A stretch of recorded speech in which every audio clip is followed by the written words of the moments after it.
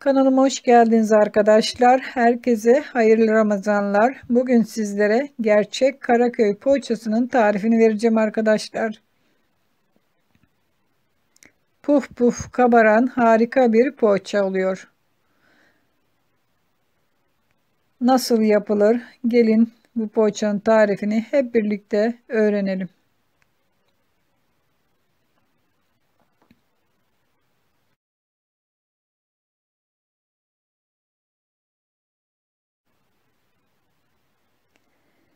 Karaköy poğaçası için 1 su bardağı erimiş margarin kullanıyoruz. Üzerine yarım su bardağı sıvı yağ, 1 su bardağı süt, 1 su bardağı su, paket yaş maya erittim, yine suda beklettim. Çok daha güzel aktifleşmesi için 2 adet yumurtamız var. Bir tanesinin sarısını üzeri için ayırıyoruz. Beyazını katıyoruz. 1 tatlı kaşığı toz şeker, göz ayarı tuz. Şimdi koyduğumuz malzemeleri çırpıcı ile güzelce çırpıyoruz. Üzerine un ilavesine geçiyoruz. Ele yapışmaz bir hamur olana kadar un ilavesine devam edeceğiz arkadaşlar. Unun ölçüsünü vermiyorum. Ele yapışmaz bir hamur olana kadar devam edecek. İlk aşamada çırpıcı ile güzelce çırpıyorum. Elimiz batmaması için.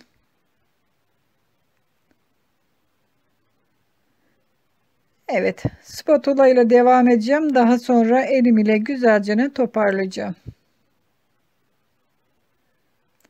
Puf puf kabaran harika bir poğaça hazırlıyoruz arkadaşlar. Bu poğaçayı özellikle imsakta oruca niyetlendiğimiz zaman çok tüketebiliriz arkadaşlar. Karnımızı tok tutacaktır. Birebir ölçülü tariflerim her zaman sizlerle buluşturuyorum arkadaşlar. Evet, gördüğünüz gibi hamurumuzu yoğurduk ve mayalanması için yarım saat ya da 1 saat ortamın sıcaklığına bağlı mayalanacaktır arkadaşlar. Üzerini kapatarak mayalanmasını bekletiyoruz. Gördüğünüz gibi ben beklettim. 1 saat içinde mayalandı. Şimdi poğaçayı hazırlama aşamasına geçelim. Şöyle zemin üzerine ilk aşamada elim ile güzelce yağlıyorum ve hamuru zeminin üzerine alıyorum. Şöyle güzelce yoğuruyoruz ki hamurun fazla gazını çıkarıyoruz arkadaşlar. Bakın, hiçbir şekilde elimize hamuru yapışmıyor. Şöyle şimdi her bir poğaça hamurunu koparacağım. Bu şekilde koparırsanız hepsi aynı ölçüde olacaktır arkadaşlar. Bakın, avucunuzdan sıkarak hamurları koparıyorum. Ben bu işlemi yapamam diyorsanız bir bıçak yardımıyla da kesebilirsiniz arkadaşlar.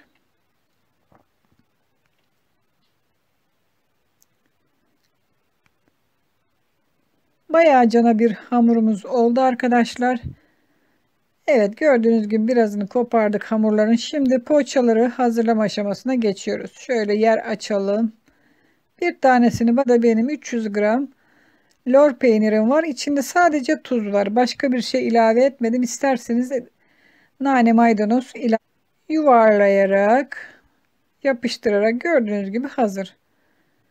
Tüm hamuru bu şekilde hazırlayacağız.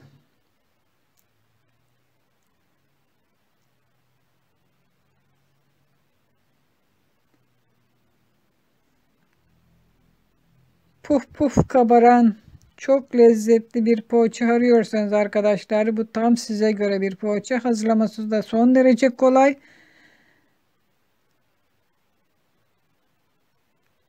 Evet, bir tepsisini hazırladım arkadaşlar. Şimdi bunu mayalanması için bir kenarda bekleteceğim. Ne kadar? Yarım saat tepsi mayasında bekleyecek arkadaşlar. Şimdi kalan diğer hamurları da aynı şekilde hazırlayacağım. Evet, yarım saat tepsi mayasında poğaçalarımızı bekletiyoruz. Yarım saatin sonunda 1 adet yumurtanın sarısını ayırmıştık. Üzerine bir miktar sıvı yağ ilave ediyorum. Şöyle çatal ile karıştırıp poğaçaların üzerine bir fırça yardımıyla süreceğim.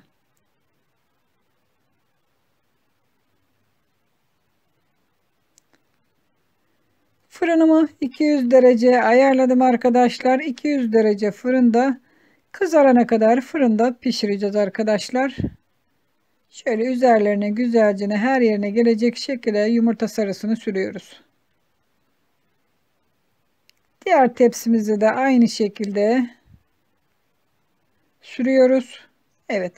Şimdi bir çatal yardımı ile şöyle çizikler atıyorum arkadaşlar. Bakın. Şöyle çapraz bir şekilde çizikler atıyoruz.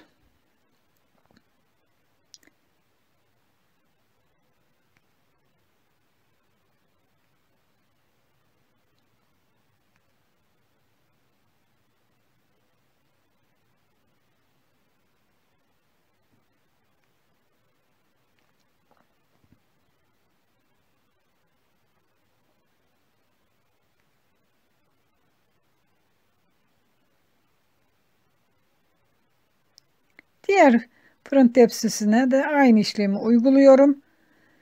Bir fırın tepsisini bakın arkadaşlar şu anda hazır. Bir tanesinin üzerine susam serpmeden fırına veriyorum. Diğer tepsiye de susam serpeceğim. Biri susamlı ve biri susamsız olarak pişireceğim.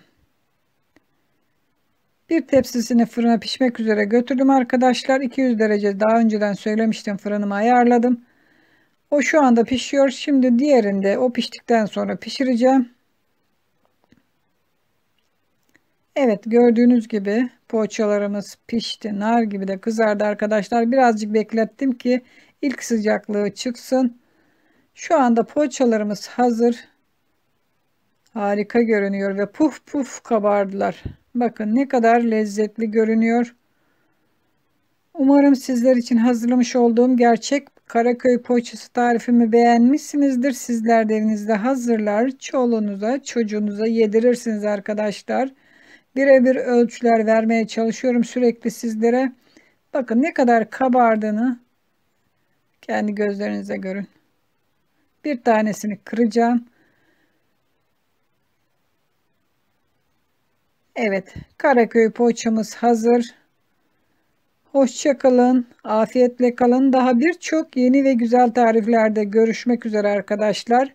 Hayırlı Ramazanlar.